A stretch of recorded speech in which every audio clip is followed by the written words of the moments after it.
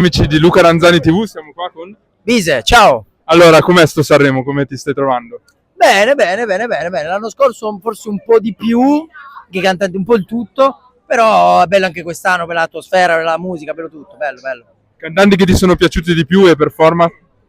Ma allora, mi hanno stupito in realtà che LDA e H7 mi hanno stupito. Poi mi è piaciuto, vabbè, Fedez e Masini, mi sono piaciuti. Ma anche Salda Vinci, non avrei detto che tirava fuori un'altra, perché ha rifatto un altro tormentone. Tutti la cantano, tutti la dicono. Lui, ma poi anche altri, adesso non mi vengono in mente, però anche altri, carini. Stasera per la finale per chi tifi? Tifo non lo so, non ho proprio, ecco, quest'anno non ho proprio la preferita. Ah, Ce ne sono alcune che mi piacciono, quindi non ho quella che se non vince ci rimango male. ok, perfetto. Quindi non tifo quest'anno.